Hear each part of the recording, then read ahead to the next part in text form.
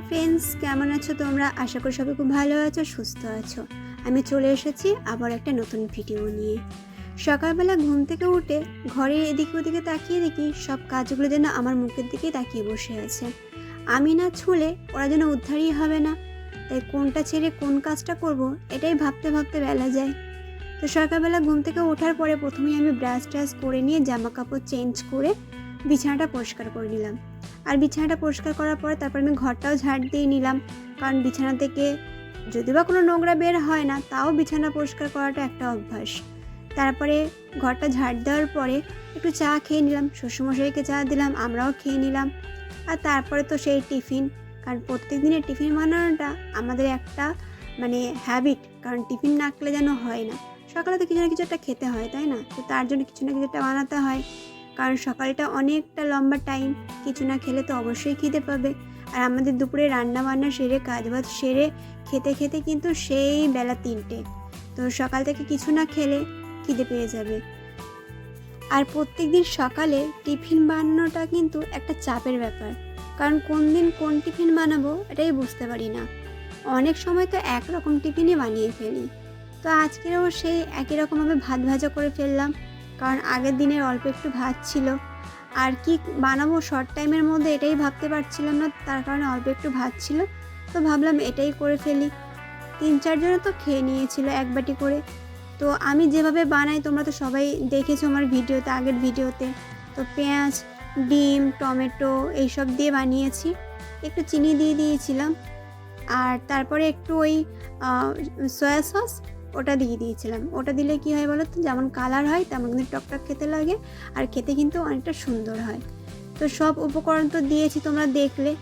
তো তারপরে ভাতটাও দিয়ে ভাজা করে নিলাম, বেশি কিছু দিইনি, হালকাভাবে করেছিলাম।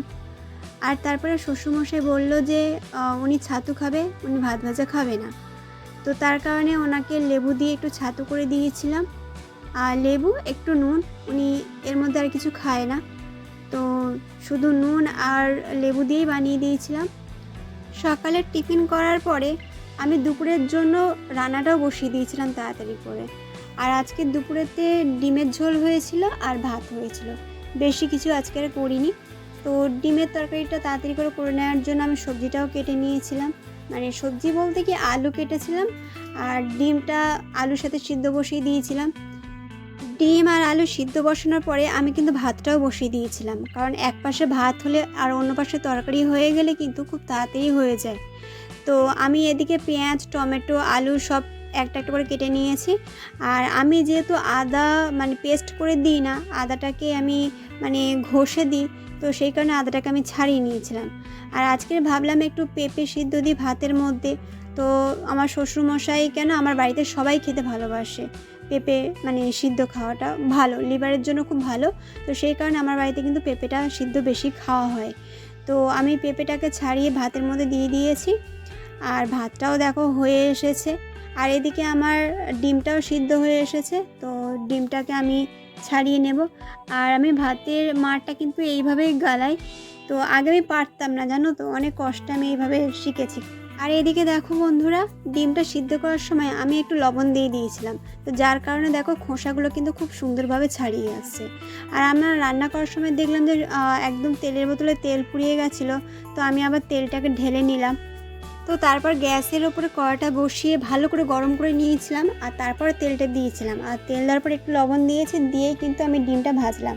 আর এদিকে দেখো আমি একটুখানি হলুদ দিয়েছিলাম ওর মধ্যে, কড়ার মধ্যে, তাই আমি ডিমের মধ্যে কোনো আর হলুদ মাখাইনি। তো তারপরে আমি ডিমটা ভেজে তুলে নিলাম। নেওয়ার পরে কিন্তু এখানে আমি ফোড়ন দিয়েছিলাম, একটু 5 ফোড়ন দিয়েছি। আর 5 ফোড়ন দেওয়ার পরে আমি এখানে আদা ঘষে দিয়েছিলাম। তারপরে আমি পেঁয়াজ দিয়েছি, পেঁয়াজ দেওয়ার পর একটু লবণ দিয়েছি, কারণ পেঁয়াজ দেওয়ার পরে লবণ দিলে একটু তাড়াতাড়ি সিদ্ধ হয়ে যায়। তো তারপর টমেটো দিয়েছি। আর টমেটো দেওয়ার পরে এখানে দেখো আমি হলুদ, ঝাল, গুঁড়ো ঝাল এগুলো সবই দিয়ে দিয়েছি, দিয়ে একটু অল্প করে জল দিয়েছিলাম, দিয়ে ভালো করে কষিয়ে নিয়েছি। নেওয়ার পরে আমি তারপরে আলুটা দিয়েছিলাম, আর একটু ফোঁটা চিনি দিয়েছিলাম, কারণ চিনি দিলে কী হয় বলো তো, খুব সুন্দর কালার হয়। তো তারপরে আমি দেখো কষানোর সময় অল্প একটু জিরে গুঁড়ো দিয়েছিলাম, অল্প একটু ধনে গুঁড়ো দিয়েছিলাম। তো দেওয়ার পরে আমি ভালো করে আবার কষি নিয়ে জল দিয়েছি। দেওয়ার পরে তারপরে একটু জিরের গুঁড়ো, একটু গরম মশলা দিয়ে ভালো করে ফুটিয়ে আমি নামিয়ে নিয়েছি। তো তারপর দেখতেই পাচ্ছ যে রান্নাবান্না শেষে মানে রান্নাবান্না কমপ্লিট হয়ে গেছে, তো তারপরে আমি থালা বাসনগুলো যেগুলো ছিল পরে সেগুলো আমি ধুয়ে নিয়েছি। আর এইদিকের ওয়েদারটা দেখো, সারাক্ষণ বৃষ্টি হতেই আছে, জামা কাপড় তো বাইরে মেলাই যায় না। তো একটুখানি বন্ধ হয়েছিল বলে জল ঝরার জন্য আমি জামা কাপড়টা একটু বাইরে দিয়েছিলাম। আর এদিকে দেখো বন্ধুরা, মামামের মা আজকে সন্ধ্যাবেলা একটু বাইরে বেরিয়েছিল দরকারে, তো তার কারণে ও আমার কাছে ছিল।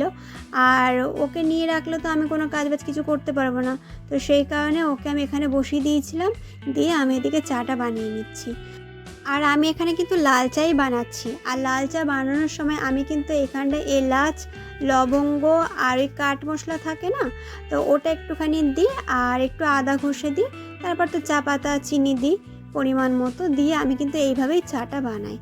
আর আমরা সবাই লাল চাই খাই, দুধ চা আগে সবাই খেত, কিন্তু এখন গ্যাস হয় বলে খুব, সেই কারণে আর খাওয়া হয় না। আর এদিকে দেখো মামাম চিনি খাওয়ার জন্য আমাকে বলছিল, তো আমি ওর হাতে একটু চিনি দিলাম, ও দেখো কি সুন্দর বসে বসে খাচ্ছে, আবার দেখো আমার দিকে চাইছে যে আর একটুখানি দাও আমাকে, তো আমি আবার একটু দিলাম। আর ও কি সুন্দর বসে বসে খাচ্ছে, দেখো একদম দুষ্টুমি করছে না, যে ওখান দিয়ে পড়ে যাবে সেই ভয়টাও কিন্তু ওর নেই।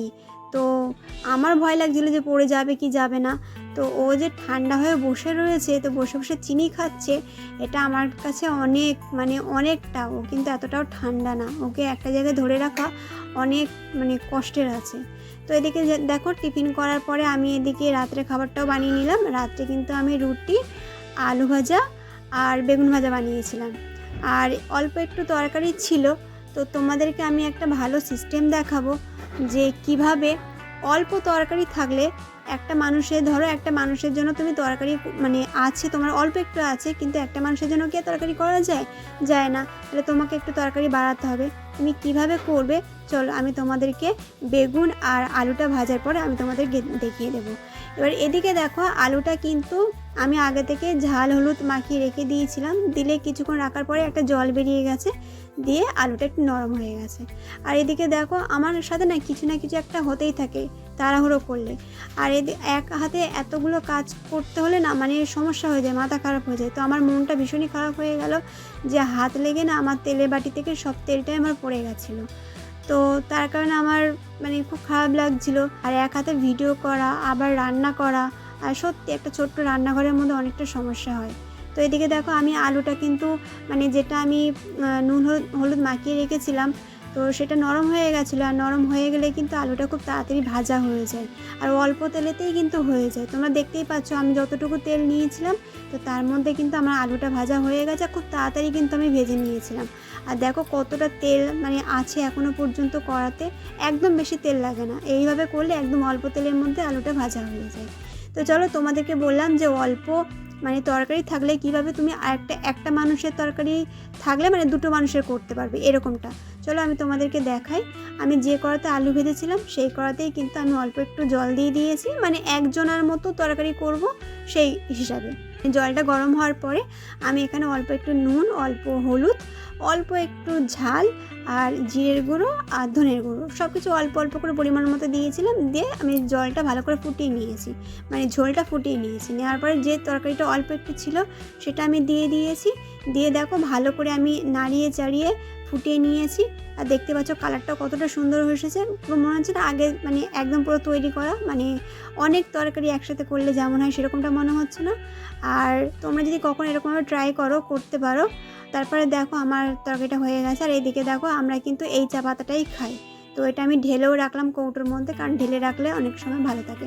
আর এদিকে আরেকটা প্রসেস দেখায় তোমাদের, তোমরা অনেক সময় ফ্রিজের মধ্যে ভাত থাকলে বা কীভাবে গরম করবে বুঝতে পারো না, অনেক সময় কী হয় ভাত তোমরা ফেলে দাও বা মানে নষ্ট হয়ে যায়। তো এই দেখো ভাত যদি ফ্রিজের মধ্যে রাখো বা ভাত যদি থাকে সেটা গরম করা হলে এই ফ্রাই প্যানে দিয়ে অল্প একটু জল দিয়ে গরম করবে, দেখবে ঠিক আগের মতো হয়ে যাবে। তো বন্ধুরা এদিকে দেখো আমি রুটিটা বেলে নিয়েছি আর আমার শাশুড়ি মা ভেজে দিয়েছে। তো আজকের ভিডিওটা ছিল এই পর্যন্তই, দেখা হবে পরের ভিডিওতে। ভালো থেকো সবাই, সুস্থ থেকো, টাটা।